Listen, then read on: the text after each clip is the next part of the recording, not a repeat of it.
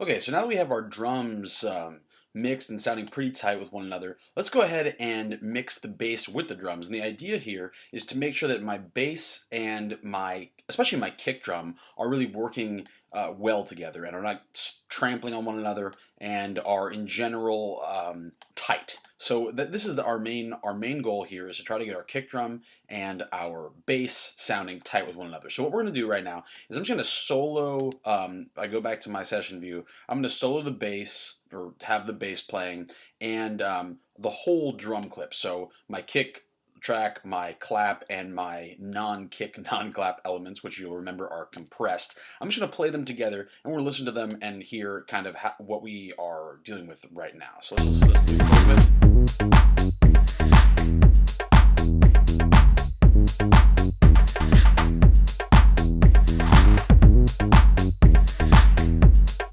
All right, so in general, we're doing pretty good, I would say, partially because this track itself is, or the bass line, the way I've composed the bass line is kind of on the syncopated side, which is going to be good in terms of keeping the kick drum and the bass out of each other's way. So it's kind of playing on the upbeats.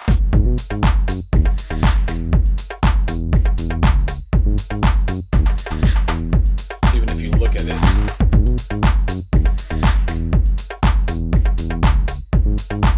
So we have some upbeats here. So there we go. So we're already kind of in a good position. But the first thing that we're going to do is we're going to want to make sure that our kick drum is in tune with our bass. And this is something that is like just so important, and I think one of the things that if you take from this and you do this, it will instantly make your track sound better. I mean, like I rarely make those kinds of claims, but this is really one of those things where it will instantaneously make your track sound better. So you might be wondering why, if I go down to my kick track, I've arranged like this. I have an instrument rack that is playing all of these samples at the same time. And the reason I did it is so that I can have all of my kicks kind of just in one place, so I can make any changes that I want to make to them. I can make them all at once. So what we're going to do right now is I'm going to just solo one of these kicks, and I'm going to actually turn off the these non-kick elements right here. And so we're just going to get, if you listen to it, just the kick and the bass line playing together. And now tuning the bass to the kick drum is kind of, or I should actually say the kick drum to the bass, because I want the bass line to stay where it is. I don't want to move that because everything else is kind of relying on the bass line. So I want to bring the kick drum up to the frequency of the bass line, but it's kind of difficult to do because it's kind of like below in my opinion, it's kind of like below where you can hear it. So what I like to do is I like to actually transpose it way up, almost like an octave, or more than an octave, so more than 12 steps. And it's easier to hear the tone of it. So I'm going to sort of look here, and I'm going to try to tune it up really high, and then once I have it tuned up here, I'm going to drop it down 12 half steps or an octave.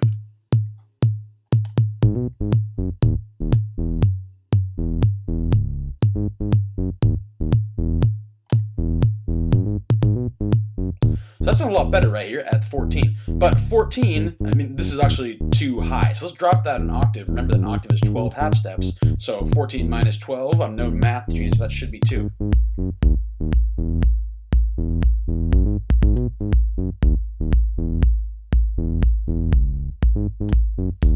Get a little bit.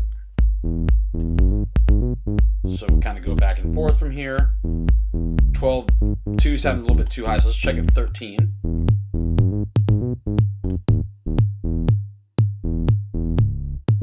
That's exactly what we want. So it looks like I have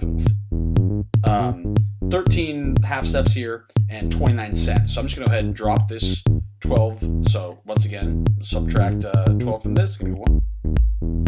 There we go. Repeat the same procedure with this.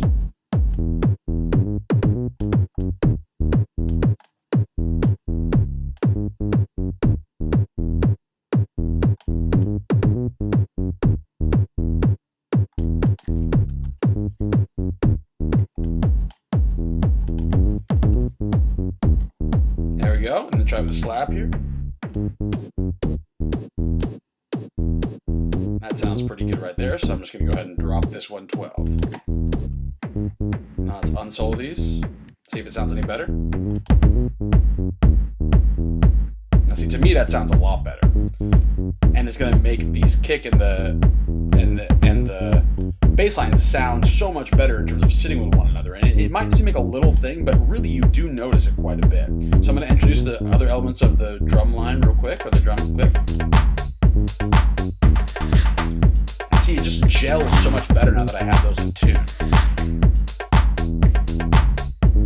So that's one. I mean, like I really kind of try to avoid giving you guys panaceas, but definitely tuning that kick drum to the bass line is really going to be just a trick that's going to bring yourself to the next level. And so once again, we're gonna pitch it up to where it's easier to hear the pitch of the actual drums, and then we're going to drop it down an octave once we do that. So anyway, that's a tip for you. Hopefully that comes in handy.